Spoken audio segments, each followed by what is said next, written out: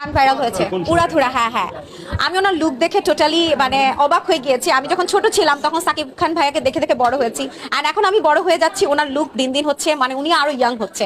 So এই ব্যাপারটা আমার কাছে অনেক অন্যরকম, এবং ওনার রিসেন্ট যে লুকটা এটা আসলেই প্রশংসনীয়, যে আমাদের দেশের একজন মানুষ এত সুন্দর করে নিজেকে ডে বাই ডে হচ্ছে প্রেজেন্টেটিভ করছে।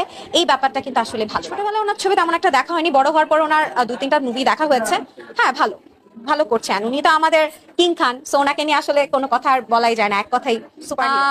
সেটা আসবে কিনা জানি না, তবে মুভি আমি করতে চাই না। আমি এই দিক থেকে বললাম, এটা আগে থেকে মুভি বা নাটক এই ধরনের ইচ্ছা আমার এখন পর্যন্ত। আমার কাছে মনে হয় এটা বেস্ট। এই যে বললাম যে হচ্ছে নাটক বা এই ধরনের জায়গাটায় নিজের সেফটিটা নাই, সেফটির কথা ফার্স্টে আসে, দেন হচ্ছে স্বাধীনতার ব্যাপারটাও আসে। সো এইখানে আমি কাজ করছি, আমাকে দুটো কটু কথা বলার মতো কেউ নাই, কিন্তু সেখানে আমাকে পিঠ পিছে কিন্তু মানুষ কথা বলবে। সো এই জিনিসটা আমি নেগেটিভ জিনিসটা আমি কখনোই নিতে পারি না। আমি পজিটিভলি কাজ করতে চাই, হওয়ার জন্য চাইনি, না হওয়ার জন্য চাইনি বা ইচ্ছাও আমার হয়নি। বর্তমানে যত ব্র্যান্ড প্রমোটার আছে সবারই কিন্তু নিজেরও একটা ব্র্যান্ড আছে, আমার নিজেরও একটা ছোট বিজনেস আছে, আর সেখানে আমার ড্রেস থেকে শুরু করে আমি এভরিথিং রাখার চেষ্টা করি। তবে সবারটা শেষ করে যদি নিজেরটা সময় দিতে পারি সেক্ষেত্রে কাজ করা হয়।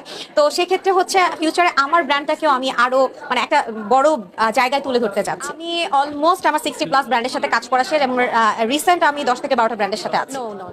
নায়িকা হওয়ার প্ল্যান নাই, মানে মিডিয়া রিলেটেড কোনো কাজ করতে চাচ্ছি না। প্রমোশনের জায়গাতে অনেক সেফটি, আর এখানে সুন্দরভাবে কাজ করা যায়, এটাই কাজ করতে। মিডিয়াতেও অনেক বাধা, অ্যান্ড হচ্ছে মিডিয়ার জায়গাটা সবাই জানেন, আপনারা যেহেতু আছেন আপনারা সবাই জানেন যে মিডিয়ার জায়গাটা আসলে ধরে রাখাটা অনেক টাফ। অ্যান্ড অফার সম্পর্কেও জানেন, বিভিন্ন অফার, ওই জায়গাগুলো থেকে আমি নিজেকে একটু আলাদা করে নিজে স্বাধীনভাবে কাজ করতে চাচ্ছি। মিডিয়ার অফারে সত্যি কথা বলতে সবাই জানেন গিভ অ্যান্ড টেকের ব্যাপারটা সবার প্রথমেই আসে।